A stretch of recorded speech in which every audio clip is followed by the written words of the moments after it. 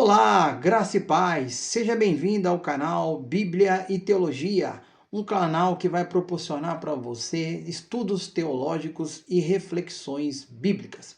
Nós estamos fazendo um estudo expositivo do Evangelho de Marcos e hoje nós vamos estar estudando Marcos capítulo 1, versículo 14 e 15. Para quem não me conhece, meu nome é Everson Tomás, minha formação teológica é pela Universidade Metodista de São Paulo, autor do livro A Missão do Servo Sofredor, estudioso e pesquisador em diversas áreas aí da teologia, como hebraico, gregos e outras coisas mais. Antes de nós iniciarmos aqui o nosso estudo, já deixa a sua curtida aí, o seu joinha, né? Se inscreva ali no meu canal e ative os sininhos para receber as notificações.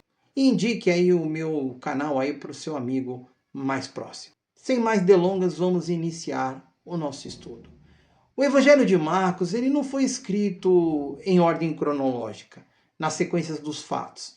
No século II, o próprio Papias de Herápolis, ele reconheceu isso juntamente ali com Eusébio de Cesareia no livro de História Eclesiástica. O Evangelho de Marcos, ele foi escrito numa sequência geográfica. Até o final do capítulo 9, mais ou menos, passa-se ali o ministério de Jesus na Galileia. Depois ele conta ali o ministério de Jesus a partir do capítulo 10, ali em Jerusalém e circunvizinhanças. Já diferente do Evangelho de João, que nós temos ali um vai e vem da Galileia para Jerusalém, e vai e volta, né? Jesus tem esse dinamismo no Evangelho de João, já que no Evangelho de Marcos, o seu ministério aqui se concentra até o final do capítulo 9 na Galileia. Então vamos lá ao versículo de número 14. Eu estarei lendo aqui na João Ferreira de Almeida atualizada. Ora, depois que João foi entregue, veio Jesus para a Galileia pregando o Evangelho de Deus. Essa palavra aqui, ora, a tradução mais correta seria e, né? E depois que João foi entregue, essa seria a tradução ao pé da letra. Mas também quero deixar aqui que em traduções, principalmente do inglês, eles traduzem como agora. E é bem interessante, porque isso daí é uma tradução estilística, né? É permitido dentro da teologia para poder dar mais ênfase àquilo que está querendo ser mostrado. No caso aqui, há uma mudança. Depois, né? Agora, depois que foi entregue, que João foi entregue, ou seja, há ali um corte na história para se iniciar uma sequência de outros fatos. Neste caso, seria o ministério de João Batista. O ministério de João Batista se finda, e é por isso que, por exemplo, a King James e outras traduções na versão do inglês traduz como agora. Então eles dizem assim, agora, depois, para poder mostrar esse corte aí no tempo. Ó. Agora, neste momento, o ministério de João Batista cessa aqui e inicia-se o ministério de Jesus Cristo. A palavra depois, ela no grego é meta. Mas nós temos também uma passagem interessante em Marcos 1,7, que João Batista ele diz assim, ó, após mim vem aquele que é mais poderoso do que eu, ao qual não posso desatar as sandálias, não sou digno de desatar as sandálias dos seus pés. Esse após mim não é meta, não é a mesma palavra, mas é uma palavra que tem um sentido semelhante. E quando João Batista ele diz que após mim, ele está falando numa perspectiva já escatológica, né? Eu vim aqui anunciar aquele que haveria de vir em todos os tempos. Então, Da mesma forma que diz, depois que João Batista foi entregue, ou seja, não é só que, não está só traçando aqui uma cronologia, mas também está falando no âmbito escatológico, né?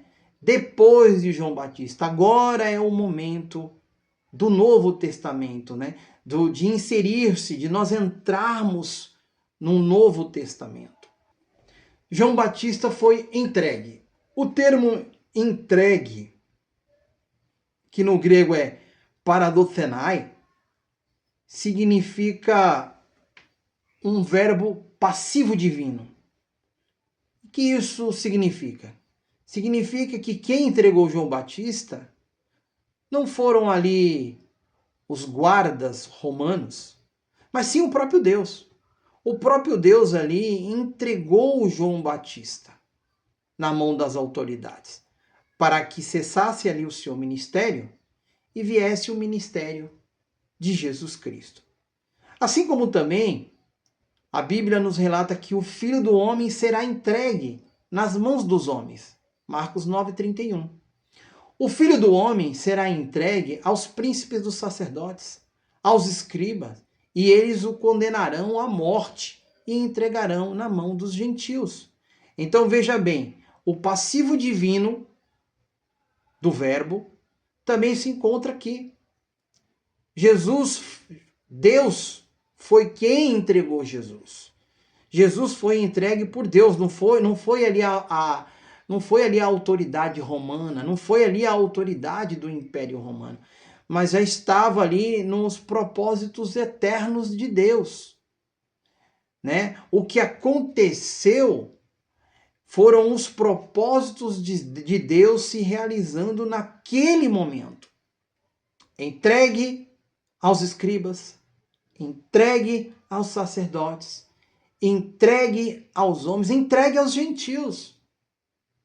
Assim como também os seus seguidores, os seguidores do Evangelho de Cristo, também serão entregues em muitas situações. O passivo divino também se encontra ali em Marcos 13, do versículo 9 ao versículo 12. Em Romanos, por exemplo, nós encontramos também que Deus entrega o seu Filho à morte. Romanos 4, 25. Romanos 8, 32. 1 Coríntios 11, 23. E veio Jesus para a Galileia. O que é a Galileia? A Galileia, ela situava-se ao norte, Jerusalém ao sul. Mas a Galileia, para chegar na Galileia, teria que passar por Samaria. Já é um lugar bem complicado.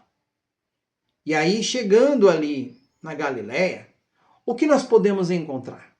Na Galileia tinha muitos doentes, muitos endemoniados, pessoas necessitadas, uma mistura de gentios e judeus. A Galileia não era um lugar bom, chamativo para iniciar um ministério. O melhor lugar para um ministério seria os palcos de Jerusalém. Seria a cidade luz, a cidade glamurosa. Mas Jesus preferiu pregar o evangelho aos pobres, aos humildes e aos necessitados. Galiléia era uma cidade complicada, havia uma tensão política muito grande. Para se ter uma ideia, da Galiléia foi da onde saiu os zelotes, aqueles que queriam tomar o poder do Império Romano. A palavra evangelho era muito conhecida ali no Império Romano. E tudo que acontecia, havia ali uma proclamação do imperador. Por exemplo, no ano 9 antes de Cristo, foi anunciado ali o nascimento do imperador Augusto. E ali os arautos saíam nas cidades proclamando a boa notícia, a boa nova. Quando um imperador ascendia ao trono, evangelho. O arauto saía divulgando pelas cidades. Proclamações de governos, decretos, de leis, evangelho. Até sentença de morte era evangelho. não saía nada da corte que não fosse anunciada com otimismo descarado, como o Evangelho. Já que o imperador era considerado mais que humano, a corporificação do divino. O povo estava cansado desta boa e ruim notícia. Jesus prega o Evangelho. Jesus, ele é o próprio Evangelho, o cumprimento das promessas. Vejamos o que a Bíblia fala. O Evangelho trata-se de boas novas com respeito à verdade, aos quais nem ainda por uma hora cedemos em sujeição entre vós. Gálatas 2:5. O imperador Marco Aurélio, ele diz o seguinte, que os homens, eles só podem ver obscuramente. E esta frase, essa palavra, melhor dizendo, no grego, obscuramente, é ver debaixo d'água. Ou seja, o homem não conseguia ali compreender qual é a verdade sobre a existência, sobre a sua existência, sobre as coisas que estão ao seu redor. O homem ficava tateando ali, tentando procurar respostas para tudo. O próprio Jó, lá em Jó 23:3, diz assim: quem me dera saber onde achar Deus? E agora, nós temos um evangelho da verdade. Um evangelho que veio mudar a história da humanidade. Mas não se trata só, o evangelho não é só o evangelho da verdade. Ele também é um evangelho da esperança. Ao meio de um povo que estavam sem esperança. Se é que permaneceis na fé fundada e firme, não vos deixando apartar da esperança do Evangelho. Colossenses 1:23. A vinda de Jesus traz esperança. Para os epicureus e os estoicos, mesmo que esta filosofia não tenha sido uma filosofia de pessimismo e fatalista, mas sim uma filosofia realista, era uma filosofia que não trazia a esperança de um futuro melhor. O Evangelho trata-se também do Evangelho de paz. Como diz ali, calçado os pés com a preparação do Evangelho da paz. A falta de paz e a incerteza do estado de espírito traz inquietação para a humanidade, trazendo dúvidas da sua vida com respeito ao seu futuro. O dualismo das forças contrapondo uma a outra, ora inquietação e angústia, ora paz e tranquilidade. A luta do bem e do mal. A ideia ali da religião zoroastrismos, ali da região ali do Irã. A famosa história do desenho, sabe aqueles desenhos que tinha sempre um demônio de um lado, um demoninho do lado e um anjinho do outro. O demônio ali sempre falando no ouvido para fazer coisas ruins, fazer coisas más, e a pessoa ali fica ali perturbada, com aquela inquietação de espírito. Do outro lado, o anjinho falando de coisas boas, né, incentivando ele a fazer as coisas certas, aconselhando. É essa falta de paz, quando o homem ele não tem o evangelho, ele não tem essa boa nova, ele vive nesse ambiente esse ambiente dúbio, de saber o que fazer, horas com inquietação de espírito, horas com paz. Mas o evangelho, ele é muito mais. É o evangelho que nos traz boas novas com respeito à imortalidade. O que agora se manifestou pelo aparecimento do nosso Salvador, Cristo Jesus, o qual destruiu a morte e trouxe à luz a vida e a imortalidade pelo Evangelho. 2 Timóteo 1:10. Onde está, ó morte, a tua vitória? Onde está, ó morte, o teu aguilhão? 1 Coríntios 15, 55. Mas a graça de Deus que nos dá a vitória por nosso Senhor Jesus Cristo. O nosso Senhor Jesus Cristo. A vitória nos é dada através do Evangelho, porque Cristo, Ele é o próprio Evangelho. Mas o Evangelho, ele é só isso? O Evangelho, ele é a boa novas de salvação, no qual também vós, tendo ouvido a palavra da verdade, o Evangelho da vossa salvação, e tendo crido, foste selado com o Espírito Santo da promessa. Efésios 1 e 3.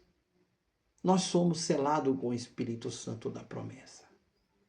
Essa paz de espírito que você tem no seu coração é a paz de espírito desta nova vida. Versículo de número 15. E dizendo: o tempo está cumprido e é chegado o reino de Deus. Arrependei-vos e crede no Evangelho.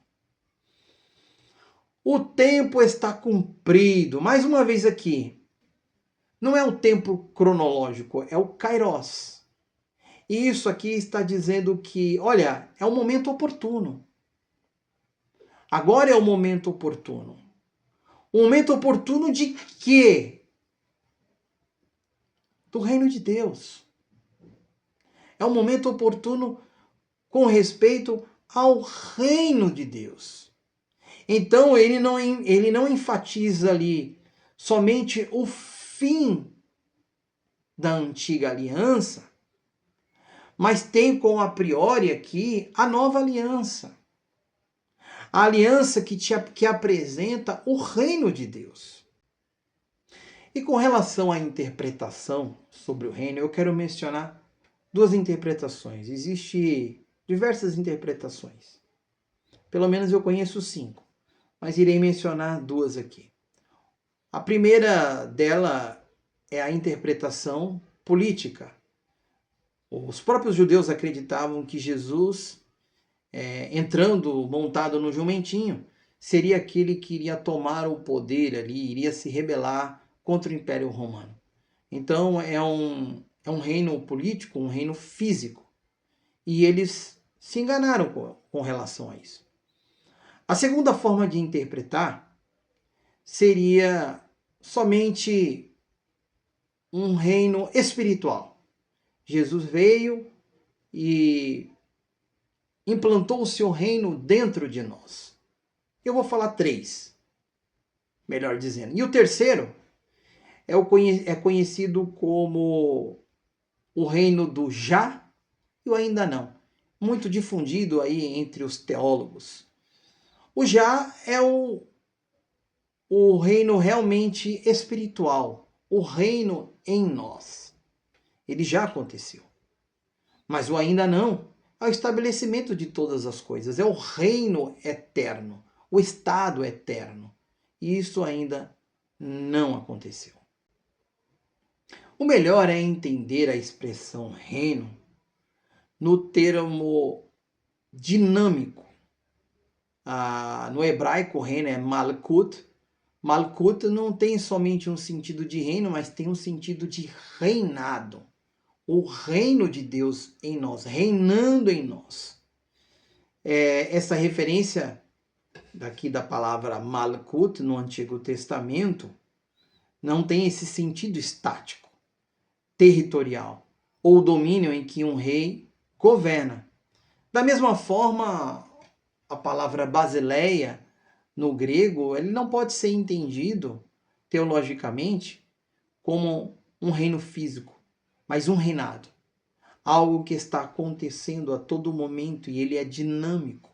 Ele está transformando, ele está mudando as vidas. Algo que foi muito difícil e é muito difícil até hoje na compreensão de muitos judeus.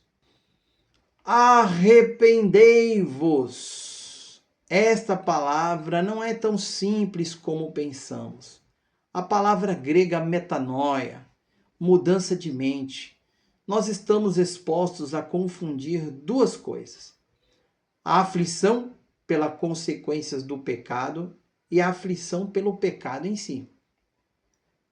Há muitos que estão desesperadamente afligidos pela situação desastrosa em que os colocou o pecado. Mas se tivesse a segurança de que fora possível, de algum jeito, evitar as consequências de seu pecado, voltariam a fazer exatamente as mesmas coisas. O verdadeiro arrependimento é quando o homem que amava o pecado passa a odiá-lo, simplesmente porque houve mudança de mente em sua vida. Nós temos aqui dois imperativos: arrependei-vos e credes. É como uma moeda na qual possui dois lados distintos. A moeda possui cara e coroa. Cara é uma coisa, coroa é outra totalmente diferente. Mas elas são inseparáveis em sua aplicação. É falado muito em fé, em crer, mas sem arrependimento. Isso precisa ser falado, isso precisa ser difundido hoje na atualidade, né? Ah, você precisa ter fé. A fé move montanhas. A fé vai mudar a sua vida. Mas e o arrependimento? Aonde fica o arrependimento? Crer no Senhor Jesus é inconcebível sem a ordem de arrepender-se. O imperativo arrepender-se e crer no Evangelho é preponderante para poder entrar no reino. É uma ordenança, é um imperativo. Ou seja, arrepende-se e creia. Como diz, a fé vem pelo ouvir e ouvir a palavra de Deus, Romanos 10, 17. Onde não há nada para ouvir, não há nada para crer. Eu quero deixar aqui as minhas considerações finais. O cristianismo é uma religião que se baseia pela palavra de Deus, em uma série de livros que juntos chamamos de Bíblia Sagrada. Jesus foi o arauto das boas novas do reino. Jesus também deixou uma ordem para seus seguidores. A ordem de Jesus é: ide por todo mundo e pregai o evangelho. Marcos 16, 15. Nós falamos aqui sobre o evangelho do reino. O evangelho do reino, ele é justiça. O evangelho do reino, ele é bondade. Esse evangelho é um evangelho que precisamos pregar. O evangelho do reino de Deus. É fácil nós falarmos sobre o que o reino de Deus ele nos proporciona. Difícil é o que nós podemos compreender, difícil é compreender o que nós podemos proporcionar dentro do evangelho de Deus. Aqui é uma ordenança de Jesus. Ide por todo mundo. Pregai o evangelho. Pregai o evangelho a toda criatura. Essa é uma ordenança do nosso Senhor Jesus Cristo. Pensar no reino, naquilo que ele nos oferece, é muito bom. Um reino de justiça, um reino de paz, um reino de tranquilidade, um estado de espírito, né? Viver nas regiões celestiais. Mas agora, olhando para um outro lado, olhando de uma outra forma, o que nós temos feito pelo evangelho do reino? Deus abençoe e até a próxima.